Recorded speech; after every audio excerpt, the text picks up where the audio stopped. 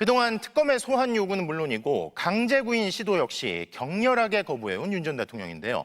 그러다 오늘 갑자기 출석에 응한 데는 내란 특검이 단호하게 체포영장 집행 의지를 밝힌 데다 전과 달리 강경하게 바뀐 서울구치소 측의 태도가 영향을 미친 걸로 보입니다. 이혜리 기자가 보도합니다. 불과 이틀 전 내란 우두머리 혐의 재판 때만 해도 윤석열 전 대통령은 법정에 나오지 않았습니다. 서울구치소 측도 재판부의 인치가 곤란한 상황이라고 알려왔습니다. 윤 전 대통령은 지난 7월 재구속된 이후 특검 출석도 거부해왔습니다. 김건희 국정농단 특검이 앞서 체포영장까지 발부받아 강제 구인을 시도했지만 윤 전 대통령이 속옷 차림으로 바닥에 누워 저항하거나 의자에 앉아 버티면서 영장 집행을 맡은 교도관들을 곤란하게 만들었습니다. 다리 꼬고 앉아있던 그 의자를 밖으로 끌어당기는 정도 수준의 물리력 행사만 있었을 뿐 강제로 드러내거나 끌어내거나 하지 않았습니다. 집행불능으로 최종 정리가 되니 혼자 스스로 일어나서 변호인에게 걸어가는 모습까지 영상에 그런데 돌연 오늘 윤 전 대통령은 구치소 공무원들의 부담을 덜기 위한 결정이라면서 출석 의사를 밝혔습니다. 겉으론 구치소 측에 피해를 주기 싫다는 입장을 내세웠지만 내란 특검 측이 체포영장 집행 의지를 보였고 서울구치소까지 강경하게 태도를 바꾼 만큼 지난번과 달리 체포영장 집행이 실제로 이뤄질 수 있다는 우려가 작용한 것으로 보입니다. 앞서 법무부는 윤 전 대통령의 단독 접견실 사용, 면회 당시 휴대전화 반입 등 특혜 정황을 확인해 서울구치소장을 교체했습니다. 새로 부임한 서울구치소장은 오늘 직접 윤 전 대통령에게 영장 집행 계획을 밝히는 등 적극적인 면담을 통해 임의 출석을 이끌어낸 것으로 파악됐습니다. 특검 측도 윤 전 대통령이 외환 혐의와 관련해 변호인도 선임하지 않고 소환 통보에 아무런 답을 하지 않았기 때문에 물리력을 행사해서라도 반드시 조사실로 데려오겠다는 강경한 의사를 밝혔던 것으로 전해졌습니다. MBC 뉴스 이혜리입니다.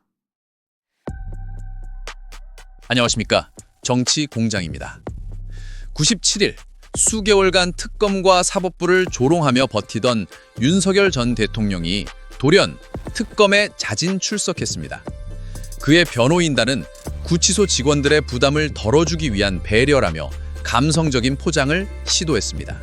하지만 진실은 그럴듯한 명분 뒤에 숨겨진 차갑고 계산적인 항복 선언에 가깝습니다. 이것은 뉘우침이나 성찰의 결과가 아닙니다. 포승줄에 묶여 끌려 나오는 최악의 이미지를 피하기 위한 마지막 발버둥이자 최근 내란 세력에 우호적으로 변한 사법부의 반격이라는 새로운 동아줄을 잡기 위한 고도의 전략적 쇼입니다.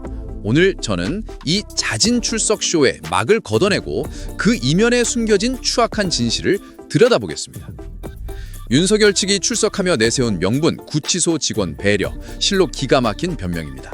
과거 김건희 특검의 체포영장 집행 당시 속옷 저항이라는 희대의 추태를 보이며 교정행정을 마비시키고 수사와 재판에 상습적으로 불출석하며 공무원들을 극한의 스트레스로 몰아넣은 장본인이 바로 윤석열입니다. 자신이 유발한 고통을 이제 와서 배려라는 명분으로 삼는 것, 이것이야말로 논리적 모순을 넘어 국민을 기만하는 악어의 눈물입니다. 진정성이 조금이라도 있었다면 진작에 법의 심판대 앞에 섰어야 했습니다. 이제 와서 직원 배려 운운하는 것은 다가올 최악의 상황을 피하기 위한 얄팍한 명분 쌓기에 불과합니다. 그렇다면 그가 피하고 싶었던 최악의 상황은 과연 무엇이었을까요? 또 하나 눈여겨볼 점은 황제 접견의 종말과 강제 구인 30분 전의 진실입니다. 이번 자진 출석의 가장 직접적인 동의는 특검이 손에 쥔 체포 영장이었습니다. 사건 당일 오전의 상황은 매우 긴박했습니다. 특검은 오전 8시 영장 집행을 예고했습니다. 그리고 오전 7시 30분 교도관이 이 계획을 윤석열에게 전달하자 그는 즉시 내가 가겠다며 백기를 들었습니다. 강제 구인 집행 불과 30분 전의 항복선언, 이것이 자진 출석의 진실입니다. 그가 갑자기 유순해진 이유는 무엇일까요? 바로 서울구치소의 환경 변화 때문입니다. 황제 접견 특혜를 제공하며 그의 방패막이가 되어주던 이전 구치소장이 교체되면서 그의 특권은 끝났습니다. 더 이상 비호 세력은 없고 물리적 저항은 곧바로 제압당해 진짜로 속옷 차림으로 들려나가는 굴욕적인 장면으로 이어질 수 있었습니다. 실제로 이번 내란 특검은 윤석열이 속옷 차림으로 저항할 시 진짜로 그대로 들고 나올 것까지 상정한 모습입니다. 황제의 시간이 끝나고 분위기를 직감한 그는 현실을 직시할 수밖에 없었던 것입니다. 결국 그의 결정은 임박한 위기를 피하는 동시에 최근의 사법부 기류에 편승하려는 계산된 행동이었습니다. 윤석열의 전략은 여기서 그치지 않았습니다. 그는 출석이라는 형식은 취했지만 8시간 40분에 걸친 조사 내내 철저한 진술 거부권을 행사하며 실질적인 조사는 모두 거부했습니다. 이는 자진 출석이라는 명분으로 점수를 따고 묵비권으로 방어권 행사의 실리를 모두 챙기려는 전형적인 이중 플레이입니다. 특히 그가 받고 있는 혐의는 비상계엄의 명분을 쌓기 위해 북한의 도발을 유도했다는 외환 혐의입니다. 국가의 안위를 위태롭게 한 중대범죄 앞에서 그는 입을 닫았습니다. 이것이 무엇이겠습니까? 그는 지금 수세적인 버티기를 끝내고 새로운 국면을 준비하고 있습니다. 최근 한덕수, 박성재 등 내란 핵심 피의자들을 줄줄이 석방시킨 사법부의 반격 기류에 등을 업고 수사에 협조했다는 거짓 명분을 쌓아 보석을 받아내려는 것입니다. 과거 보석신문에서 보석을 해주면 절차에 협조하겠다고 공언한 그가 이제 마지못해 출석한 뒤 묵비권을 행사하는 기만적인 태도를 보이고 있습니다. 존경하는 시청자 여러분, 윤석열의 97일 만의 특검 출석은 배려라는 위선적인 명분 뒤에 강제구인, 구치소 환경 변화, 사법부 기류 변화라는 세 가지 변수가 복합적으로 작용한 철저히 계산된 전략적 후퇴입니다. 이것은 뉘우침이 아니라 강제연행이라는 최악을 피하고 변화하는 사법부 기류를 기회로 삼아 재판 국면을 뒤집으려는 새로운 전쟁의 시작입니다. 하지만 그의 기만적인 협조 제스처는 재판부에 의해 반드시 심판받아야 합니다. 강제력이라는 변수가 통제 불가능해졌을 때만 마지못해 움직이는 그의 태도는 사법 절차에 대한 존중이 아니라 철저한 손익계산의 결과물일 뿐입니다. 재판부는 그의 이중적인 태도를 보석심사에 엄중히 반영할 것이며 우리 국민들은 그의 기만적인 쇼에 속지 않고 끝까지 진실을 감시해야 합니다. 무너진 정의는 오직 깨어있는 시민의 눈과 목소리만이 바로 세울 수 있습니다.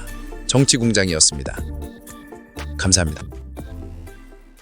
윤석열이 지금 오늘 출석을 했습니다. 특검에 나왔는데 오늘 오전 8시에 내란 특검이 체포영장 또 집행하기 위해서 구치소에 갔습니다. 그래서 그 집행한다라는 얘기를 들은 윤석열이 내가 이미 출석하겠다 해서 영장은 집행이 안 됐고 그래서 특검에 조금 전에 한 30분 정도 전에 와서 조사를 받는 그런 상황이 됐다라고 볼 수가 있는데요.